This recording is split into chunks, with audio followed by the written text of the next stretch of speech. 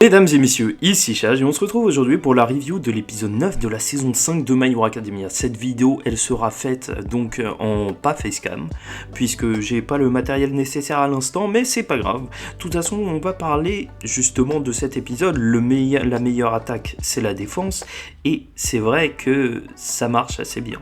Cet épisode, il nous montre surtout que Bakugo classe littéralement le game, et c'est vrai tout d'abord que même le rythme de cet épisode est excellent. Alors qu'on était habitué à des combats qui duraient sur 2 épisodes, heureusement que justement l'auteur a décidé d'accélérer un petit peu sur ce combat, mais que même l'animation fait le taf aussi, et qu'on a un épisode qui littéralement fait le combat en à peine, tu vois, 3/4, ça y est, c'est plié, alors que les autres, c'était un petit peu long, faut avouer. Franchement, je pense vraiment que c'est l'épisode avec le meilleur rythme qu'on a eu depuis le début, ou en tout cas le combat le plus rythmé. Après, ça fait aussi partie du propos que le combat il soit rapide.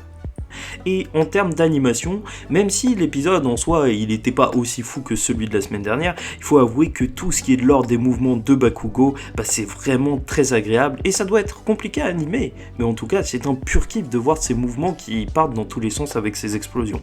Franchement très agréable.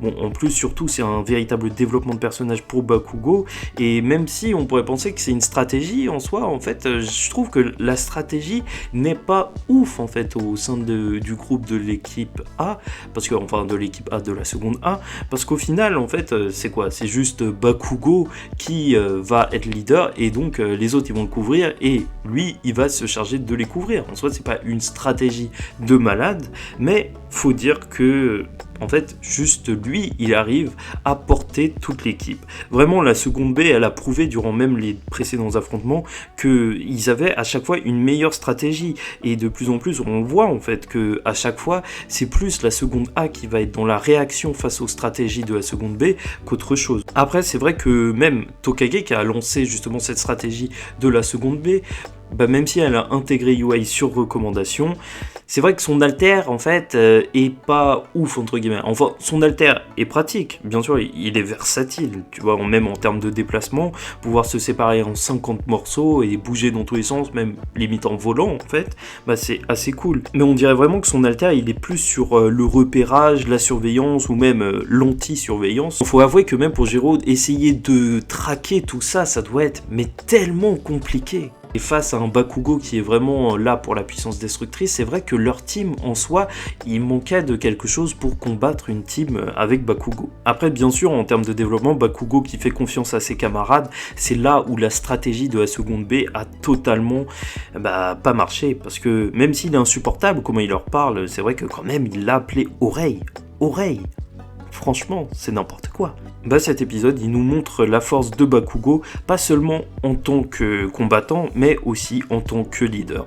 Aucune chance, presque pas de temps de réaction pour Bakugo, et en plus il a préparé des petites grenades. Il faut dire qu'il a vraiment pensé à plein de choses.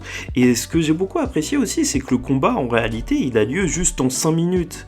Et ça montre vraiment à quel point il est efficace. Et lorsqu'à la fin du combat, Bakugo dit 4-0 sans blessure, on voit déjà que c'est énorme, c'est vrai, mais en plus l'évolution du personnage, rien qu'en termes de prise en compte du fait que voilà, il pense au fait que voilà, il n'y a pas eu de dégâts, et même de dégâts dans l'environnement, en fait ils sont minimum, comme Aizawa il veut le dire. En plus, le fait qu'il y ait plus de cohésion entre les camarades après le festival, ça rapporte encore une fois un petit peu d'intérêt au festival qui a été un petit peu déconnecté du reste de la série, donc je trouve ça assez agréable. Au final, il a juste géré, et on ne peut que l'imaginer être numéro 1 un jour avec cet épisode.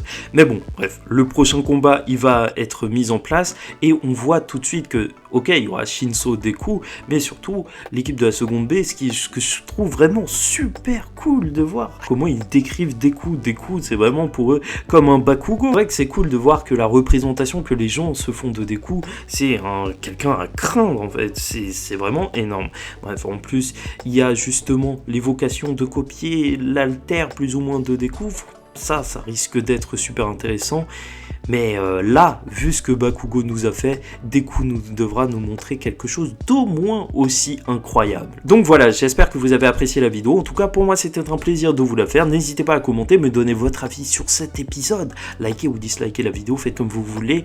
Et surtout, vous abonnez, parce que chaque semaine, on parle de My Hero Academia. Et c'est vrai que les prochaines vidéos seront plus détaillées, surtout avec le combat de la semaine prochaine. Je serai là pour en parler véritablement en détail, parce que ça va être ouf. Enfin, on va voir Deku, ça va être vraiment bien. Bon, en attendant la semaine prochaine, je vous dis ciao tout le monde, faites attention à vous et paix sur vous.